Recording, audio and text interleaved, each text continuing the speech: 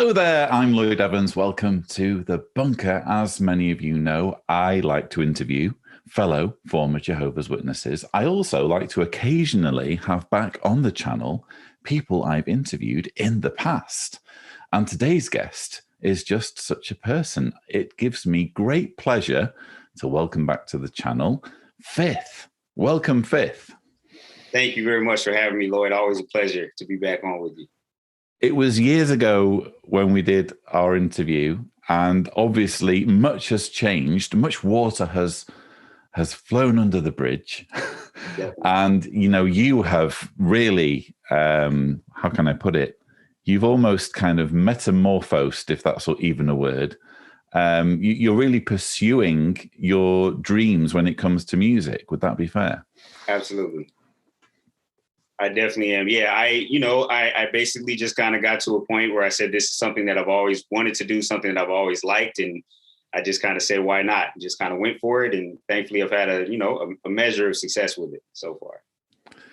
Well, I suppose as well, things must have been somewhat tempered by the pandemic. I mean, do you ever wonder whether it might have been easier for you to kind of start out as a music artist without that concern? Yes, absolutely. Because I think for a lot of artists who were kind of already established before the pandemic, and what I'm coming to realize is a big part of whether it's revenue or just exposure for a lot of artists comes from touring, comes from doing these public appearances and stuff like that. So for artists who have already had that established prior to the pandemic, they were able to, just from their streams and things like that, they were able to have, people kind of continue to kind of get to know who they were.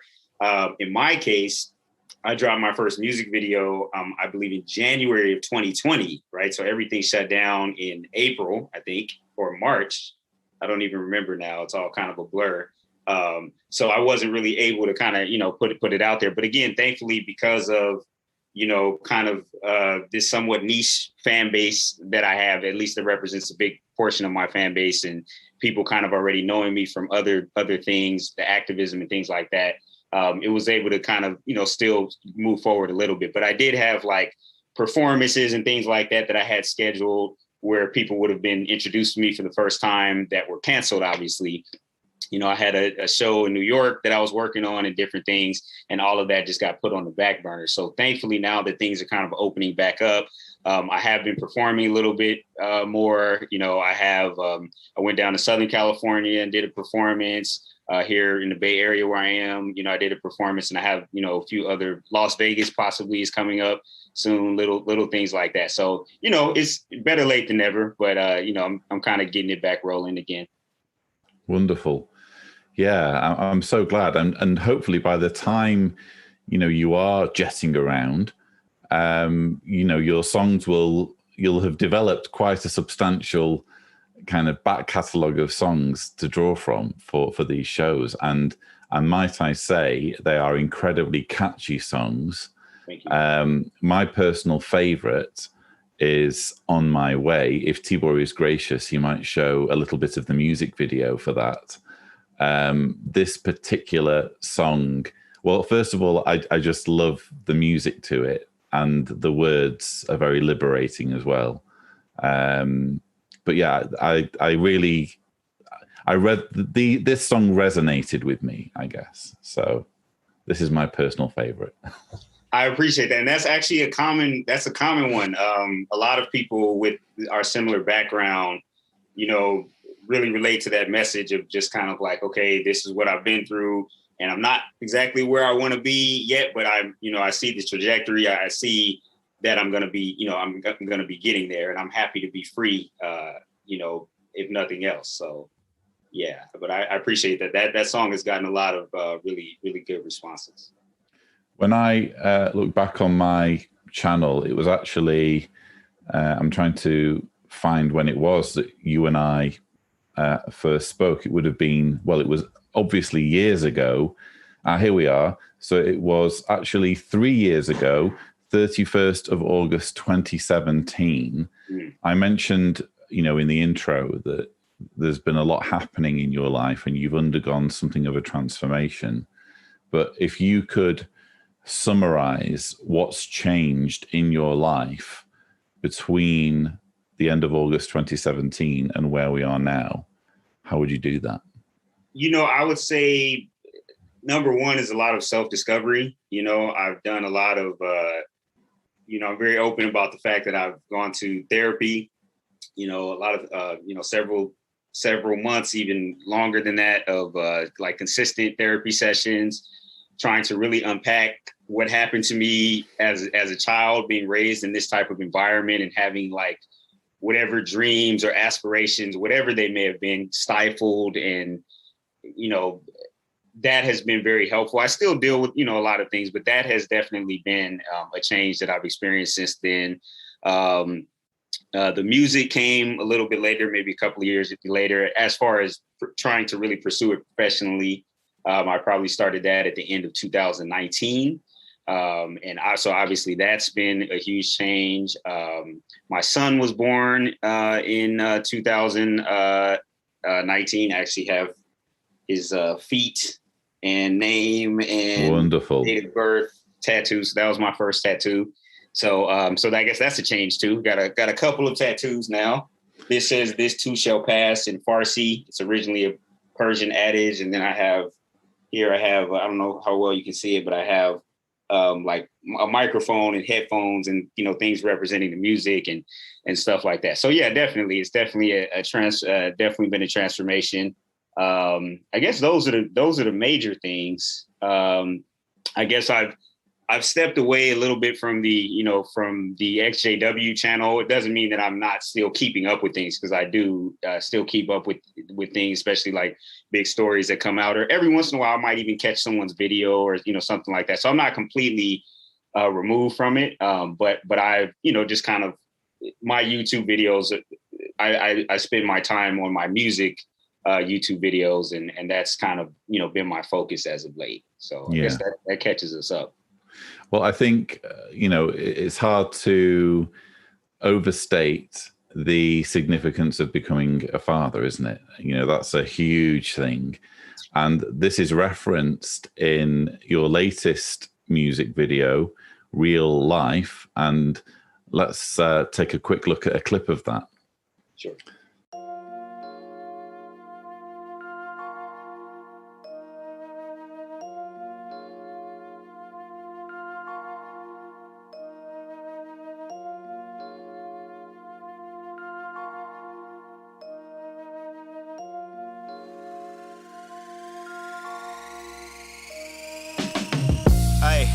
My father still ain't met my son, and they got the same name, that's your way of ton. My little boy and my mom share a birthday. I wouldn't wish this on nobody, this the worst fate.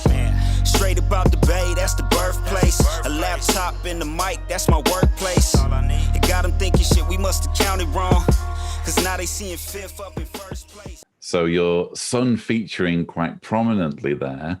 And also, we get a reenactment almost, or at least a very, very heavily referenced. It very heavily references the shunning, the infamous shunning video from 2016. So, was this kind of a sort of a message to your parents regarding, the kind of the detrimental effects of their shunning and the fact that they're missing out on their grandson? That's an interesting way of looking at it. If they ever become aware of that specific video or see it in some way, then definitely, hopefully it will serve as a message to them. I think it was also just kind of, like you and many others, and you've spoken about that infamous shunning video from 2016, as you dubbed the worst convention ever, which I think was appropriate. Just kind of showing like, okay, this is you guys' propaganda.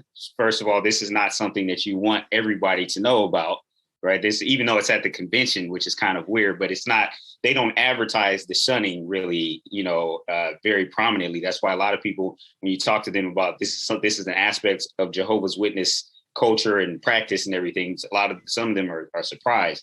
But I really wanted to kind of take the poison out of that video and kind of reclaim it for me, or dare I say for us as people that have experienced that. And instead of doing what happened in their video, which is like that my parents shunning me made me come to my senses and run back to the cult, I'm saying, okay, you know, I experienced that. I struggle. Even in my song, I talk about like I still struggle with different things, but I'm not giving in to the emotional blackmail. I'm going to move forward. I'm going to go to therapy. I have my son. I'm doing my music, whatever that is for different people. To me, that's just kind of reclaiming that and saying like, you guys don't get to dictate how this story ends, you know. Definitely. Well, again, that's something that definitely resonates with me. What kind of perspective do you think being a father has brought to your experience with shunning? You know, because obviously, you know, you and I are in a similar situation where we're being shunned by Jehovah's Witness parents. Right. And when you have a child yourself, at least in my case, my experience is that it makes it even harder for you to wrap your head around the thought of, you know, disowning your, you know, this child that you care so much about. So has becoming a father given you any fresh perspective on things? Absolutely. And I've heard you speak about this before, and I completely identify with your sentiments when it comes to that, because as you're watching this little person, right, that's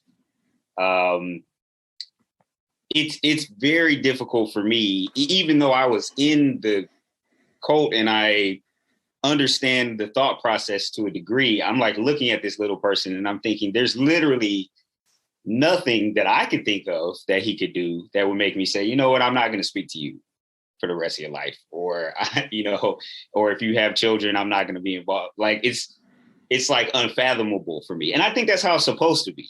I think it's supposed to be to the point where we can't even imagine why we would ever cut off our relationship with this beautiful little person that we created, you know?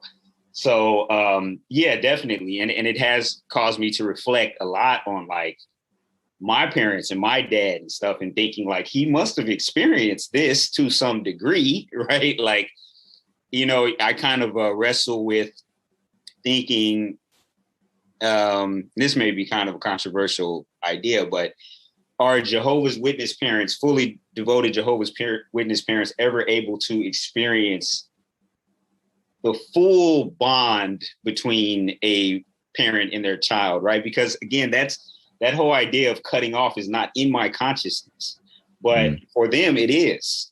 Like, I mean, I can imagine, you know, obviously I haven't had a chance to talk to my dad about this, but I can imagine him, you know, raising me and thinking like, man, I hope he doesn't leave Jehovah, as they say, right? Because obviously if that happens and you cut off, you know, the relationship there. And I'm thinking that must affect the fullness of the love you can feel for the child, I would imagine, on some level, you know. So that's been something I've kind of been grappling with as well. But I'm just very happy that he is not going to have to experience that. He'll have to, I'm sure there's other challenges. It doesn't mean that obviously if you're not raised as a Jehovah's Witness, there's not other issues, and we'll deal with whatever those issues are. But I'm just glad he won't have to. I feel responsible for breaking this trend in my family line, right? Like it ends with me, right? So now from this point forward, this whole you might have to cut off family members thing, like it's over as far as I'm concerned. And that makes me very happy and gives me great pride. I don't think there's anything controversial in what you've just said. I actually think you might be onto something there, because obviously I've never been in the situation of becoming a parent as a Jehovah's Witness, because we started expecting Jessica when I was waking up. And in fact, we disassociated because Jessica was on the way. And, you know, if I'd have been a Jehovah's Witness with a child on the way, or indeed with a young child, you're going to meetings where you're repeatedly being reminded that Jehovah comes first in everything, right? To the point where if your child needed a blood transfusion, you'd have to let your child die. or if your child were to ever get disfellowshipped, you'd have to shun them. So these sort of repeated kind of reminders are going to have an effect on the way you view your child, surely, because your child is not the center of your universe as it should be, as it is in my case and in your case.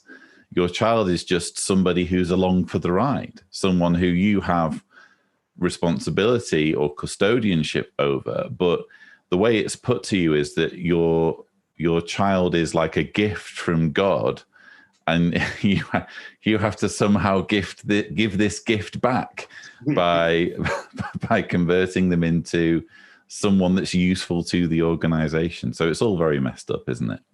Absolutely. Indeed. So in terms of your music, you mentioned that there's going to be lots more touring coming up. Are you working on any new songs? Yes. So the song that The Real Life is the first song off of my new project, and I'll be announcing the name and all of that kind of stuff and how many songs, hopefully in the near future. I'm working on some things that for me are pretty big in relation to, releasing it and everything. So, but yes, so I currently have about 9 songs done, including Real Life, for the new project. Trying to see, what number I'm going to settle on. The first project had 7, which is a little bit short for an album, if I'm being honest. But I was mentioning in another interview that I don't want to force songs that I'm not in love with just to get a higher number, right? So I'm, that's just kind of one of those artist things, and I'm kind of trying to figure out where I stand when it comes to that. But yeah, I'm definitely working on some new songs. I would say that the Real Life is probably the most XJW centric, if you will, out of any of the other songs. Like most of my music, if an ex-Jehovah's Witness or a Jehovah's Witness is listening to it, they'll pick up on certain things that I'm saying that will have a different meaning for them than everybody else might be listening to it, and they'll get something from it. But the ex-Jehovah's Witness will be like, "Oh, I know exactly what he's talking about." There are Easter eggs for XJWs. Exactly. That's basically a good way to put it. So, but the one that's the more obvious, blatant kind of cost of doing business song on this album is Real Life. And so I definitely wanted to kind of just do that one as kind of a follow-up to the first song that I put out that was, that I feel meant a lot for the ex-witness community. I think it was cost of doing business that I heard when I came to do some filming for Truth About the Truth. Yes. And we were on a long road trip because we had to drive back from Utah to California. Yes. And we were in quite a few of us in this car, and you very kindly let me listen to part of that song, and I was just blown away. Are you surprised at how far you've come from that point? Because, many people have dreams and many people have things that they're very keen on. But to actually realize them to the full extent that you're realizing them now, in terms of not just, I'm not thinking necessarily about touring and, record sales and all that kind of thing, but the quality is there. As long as you've got the quality, everything else will hopefully fall into place in the fullness of time. So do you pinch yourself at having reached this point so quickly in such a relatively short space of time?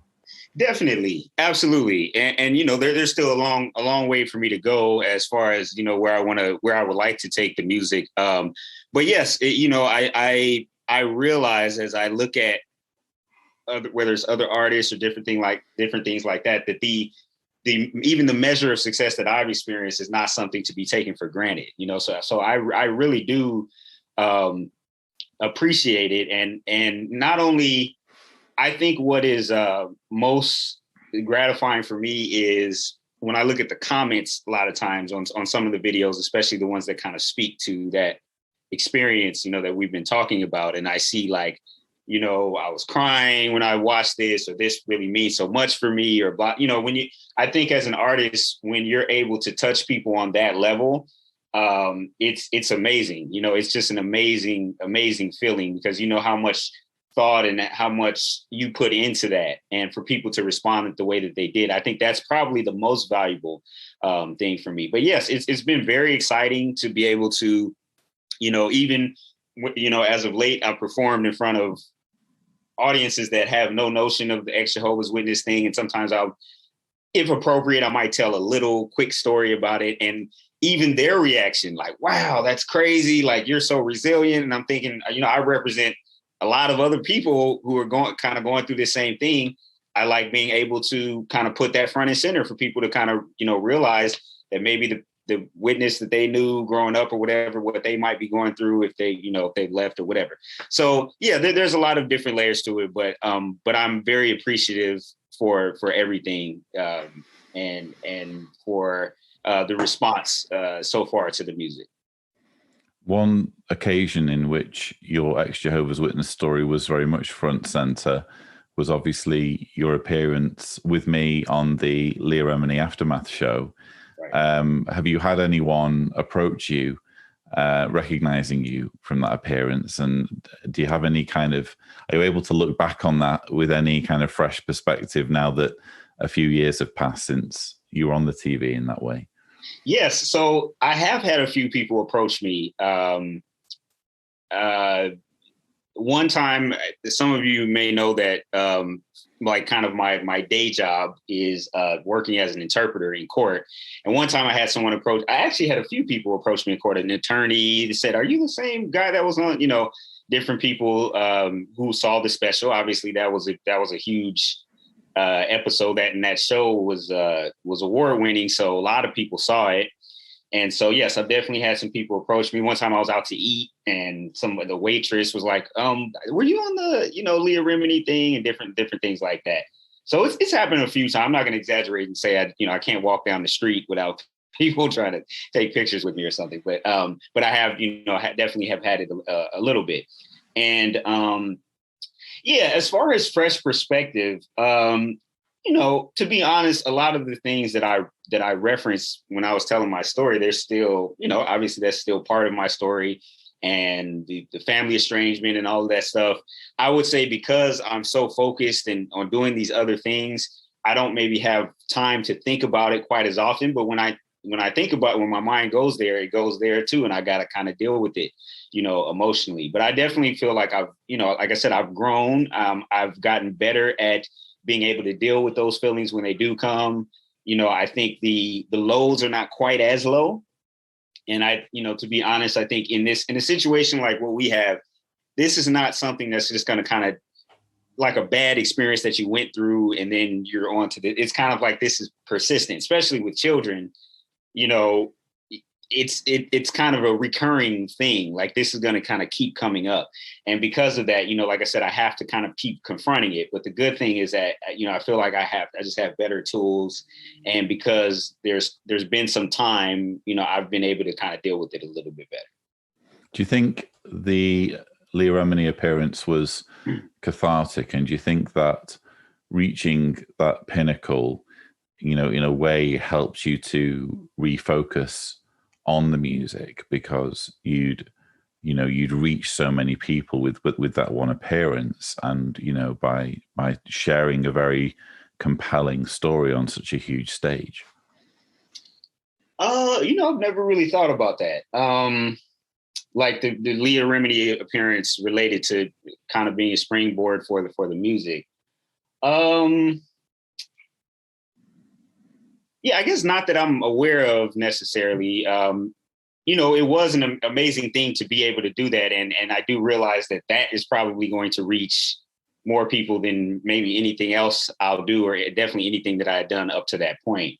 But no, I guess I haven't. That might be something interesting for me to reflect on, the relationship between those two. But I guess I haven't really thought too much. Yeah.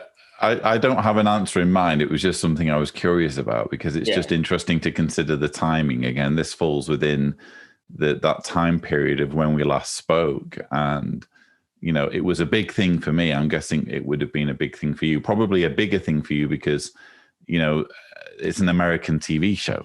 And although it's been accessible in the UK since, it's, you know, I'm very much mindful of the fact that it's not quite the same as if I'd appeared on BBC Panorama or something like that. So, no, I'm just curious to know to what extent that experience has informed what's followed. But I will say that your appearance was very, very moving for me personally. And I hope I'm not going to get in any trouble here, but there's a part where they actually edited it a little bit. And I understand why and everything, but there's a part where everyone's crying. And the way it's edited is to make it look like it's someone else's story that people are crying at. But I distinctly remember that point being the part where you tell your shunning story and we were all crying. And I think they edited it to have the crying get another part in the conversation. Does that resonate with you at all, or is that just the way I've remembered it? So to be honest, I've actually heard you say that before. I think when we've talked on your channel and on another occasion. And I think, to be honest, when I was telling my story, I don't really remember what was going on around me, to be honest. Like, right. Okay. Well, you had us, but take it from me, you had us all bawling. Yeah. And I don't know exactly why, because, you know, there was so many different stories, including stories involving suicide. But yeah. I think the way you told your story was so raw and so, how can I put it? Yeah, it was so clear. And the way you described everything, the way you described your feelings, something about it just pressed a button in, I think, nearly all of us, so that we're all kind of emotional. But yeah, it was. I'm really glad that you appeared on the show and that you were able to essentially bring it on that huge stage, so that I'm sure many people, not just on the set, but also in the television audience, will have related. Absolutely. And I've had a lot of people reach out to me, and even some of the people that we were on the panel with expressed kind of similar sentiments, which like you said, you know, with some of the stories that I heard, I remember some of the stories that got to me where I was kind of, I remember there was during one of the stories involving suicide, I had to, when we took the break, I had to go outside and catch my breath, you know, and it's just interesting, I guess. Those were the ones that really impacted me. I guess this story about the shunning, like my story, I think that's something that even if you have these other terrible aspects to your story, I guess we all kind of have the shunning thing. So I think that kind of will resonate with basically anybody who's experienced this whole disfellowshipping thing. And, you know, but I've definitely had a lot of people come to me and tell me that really touched them and that they could really relate to that, or they've had similar experiences or something like that. So that was, you know, like I said, anytime you're able to say anything that touches people on that level, it's definitely, I think, something not to take for granted. Absolutely. Well, Cliff, it's just wonderful to observe your journey, and you know, you're living the dream. You're chasing these aspirations that you've harbored for a long time, and you're doing so well with it. Probably it would be fitting to just conclude by giving you one extra chance to plug the forthcoming album and tell my audience where they can find you. Yeah, so the main place where you can find me right now that I'm kind of putting out there is my website, which is officialfifth.com, official FIFTH.com. And yeah, that's where I'm putting any new videos and, you know, any performances and things of that nature. I wish I had a timeline for the album right now, but like I said, I'm kind of waiting on some other dominoes to fall. But, you know, if you're following me also on Instagram, at official the fifth, all regular spelling, official the fifth. I'm also on Twitter, at official the number 5 TH, official number 5 TH. If you follow me on those platforms, you'll definitely, you know, be aware when I drop, you know, an album or when I drop anything. So I appreciate all the support from everybody, and you know, I'm glad everybody is enjoying the music. And if Tibor is gracious, we will have all of those things appear as captions at the appropriate time. He's quite hot with his timing, Tibor. and just finally, I asked you this question, I'm sure, on your first appearance, but I do like to ask it of everybody. You know, if anyone's watching this as someone who's on the fence regarding their Jehovah's Witness background, whether they should stay in or get out and chase their dreams in the way that you're doing, what would be your advice? Yeah, so as far as, if we're talking about like fading versus, disassociating or different things like that, I understand everybody has a different situation, and you have to kind of just look at your situation and see what's best for you. I will say that the way that my story unfolded and, being officially out, in my case, I was disfellowshipped, but I, kind of ran with that or not that I ran with it, but because of that circumstance, I was able to be very open, about my story. And then it allowed me to kind of do these other things. I definitely think there is a degree of freedom that comes with, that comes with that. And I would definitely say that, at least the way that I felt being a Jehovah's Witness, I feel like I was hindered in so many different ways. And now that I am not, and I'm able to just kind of fully explore who I am and kind of really get to know myself, right? Because I feel like I just knew myself on a kind of a watered down version, maybe even only presented a very watered down version of who I completely am. And now being able to do that more fully is just something that's very satisfying, is very rewarding. And if you are a parent, for me, that's something that I'm happy to be able to tell my son at the appropriate time that you need to do, as long as you're not hurting anybody or anything like that, you need to do what you feel, in your heart. You need to go after whatever it is that you want in life, And I say that if you are on the fence, there's challenges. Like I've been very upfront about the challenge in my music and even on this interview about the challenges that I still experience. It's not cool not being able to talk to your parents. It's not, these things are not good things. But being that is the situation, it has, allowed me to live my life, fully and to be able to try to set that example for others. So I definitely think it's worth it. Something you need to think about very, very carefully, do your research, and really that way you'll feel very comfortable you'll feel very confident rather in whatever decision that you decide to make. Well said. The real life is worth it. Absolutely. So, thank you so much, Fifth. Absolute pleasure having you back on the channel, and hope to connect with you again in the not too distant future. Absolutely. Thank you, Lloyd. Congratulations on all of your success, everything that you're doing, all the people that you're helping, myself included. You were very helpful to me, especially at the beginning. So, thank you for everything you're doing as well. My absolute pleasure. So, viewers, that's all we have time for. I hope you've enjoyed this catch up. I certainly have. Don't forget to subscribe to the Lloyd Evans channel for more such videos. And as always, thank you for watching.